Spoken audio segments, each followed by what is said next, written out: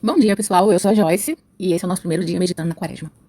Quando eu senti pra gente fazer esse período de propósito, eu fiquei já perguntando pro Espírito Santo o que ele queria falar através de mim. E em algum momento, onde eu tava preparando, enfim, as coisas, eu lembrei de algo que o Espírito Santo tava me ministrando há algum tempo. Eu quero ler aqui em João, capítulo 1, versículo 10.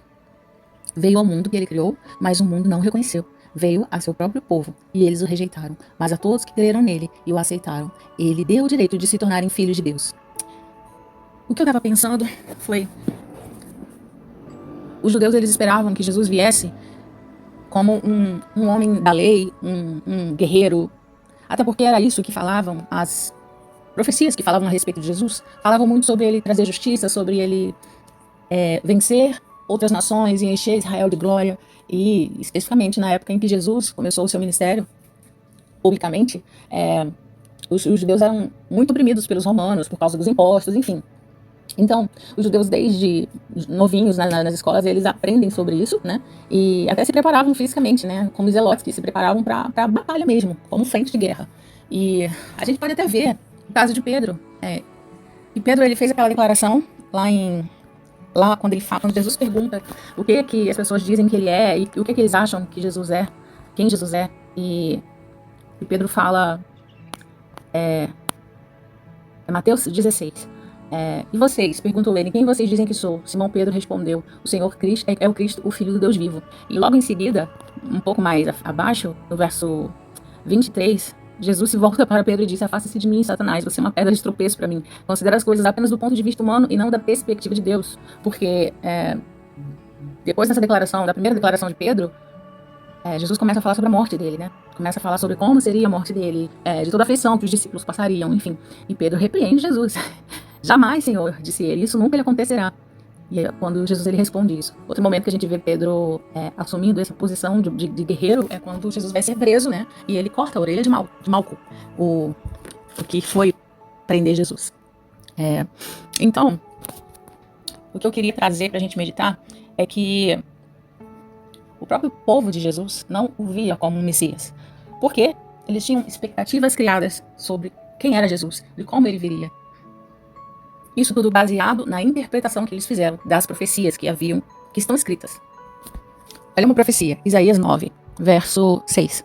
Pois um menino nos nasceu, um filho nos foi dado, o governo estará sobre seus ombros, e ele será chamado Maravilhoso, Conselheiro, Deus Poderoso, Pai Eterno e Príncipe da Paz. Seu governo e sua paz jamais terão fim. Reinará com imparcialidade e justiça no trono de Davi para todo sempre. O zelo do Senhor dos Exércitos fará com que isso aconteça. Eu dei uma pesquisada rápida assim, sobre os pontos principais, porque os judeus não acreditam que Jesus é o Filho de Deus, e eu vi algo sobre ele reconstruir o templo, ele trazer a paz mundial, e ele cumprir toda a Torá, né? E a gente sabe que isso, na prática, não aconteceu como era esperado, né? Jesus reconstruiu o templo, só que o templo era o próprio corpo dele, né? A própria manifestação do Deus como homem, quando ele ressuscita. A paz, ele dá, mas ele não dá como o mundo espera. E o cumprimento da Torá, ele trouxe pra gente uma nova forma de interpretar e que tira todas aquelas religiosidades do texto, né? Quando ele fala amar a Deus e ao seu próximo como a si mesmo. E esse é o princípio fundamental de todos os mandamentos. Enfim, a questão é, Deus não tem compromisso com as nossas expectativas. Ele não veio para atender as nossas expectativas quanto à forma. Ele faz o que ele quer, quando ele quer. Jó disse isso, bem sei que tudo podes, e nenhum dos teus planos pode ser frustrado, Jó 42:2. Ele diz também, Jó 23:13, Deus faz o que quer. Quando ele decide fazer alguma coisa, ninguém pode impedir. Então isso me desperta para que a gente entenda que Deus ele tem a forma dele de fazer as coisas.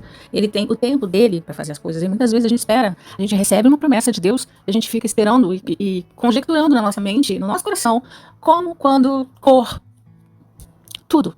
A gente começa a viajar no que Deus prometeu. Sendo que se a promessa é dele, ele faz do jeito que ele quer. Eu acredito até, tá? Que pela bondade dele, ele pode atender alguns detalhes que a gente peça. Mas, de uma forma geral, a gente não tem como esperar que as coisas aconteçam da nossa maneira. E o que eu quero trazer de reflexão hoje é isso, que a gente possa estar abertos a receber as promessas que o Senhor tem para as nossas vidas da forma dele, do jeito dele. Não atendendo totalmente as nossas expectativas, e que a gente até esteja com o nosso coração alinhado, para que a gente perceba quando essas coisas acontecerem. Quantas vezes, né, a gente já esperou que Deus fizesse algo na nossa vida e depois de muito tempo a gente para pra pensar e fala, Deus fez. Ele não fez exatamente como eu esperava, mas ele fez.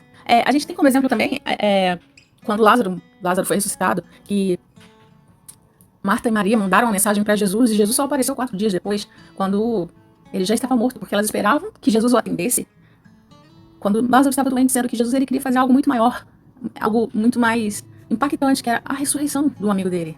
Então, que a gente possa confiar na bondade de Deus, na fidelidade de Deus, e que a gente possa, sim, fazer a oração que a gente vê em Gálatas, de Paulo. Já estou crucificado com Cristo e vivo.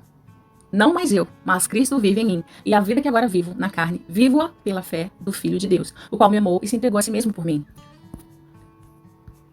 Que a gente possa orar também como João 3,30. Convém que ele cresça e que eu diminua. Senhor, nós te agradecemos por esse dia, nós te agradecemos por essa temporada onde a gente peregrina, Pai, rumo a te encontrar de uma forma mais íntima e que a gente possa estar com o nosso coração aberto para receber a tua forma, do teu jeito, Senhor, da forma como a tua bondade entende que é melhor para que a gente receba no tempo certo, porque eu sei, Senhor, que os seus pensamentos sobre nós são os melhores, para nos dar o fim que nós desejamos, Senhor, e nós desejamos estar em Ti, que o nosso coração esteja em Ti, alinhado com o Teu, e o Teu Espírito Santo, Pai, trabalhe em nossa mente, nosso coração e nossa vida, para que a gente entenda e se coloque, Senhor, sempre no centro da Tua vontade. Amém.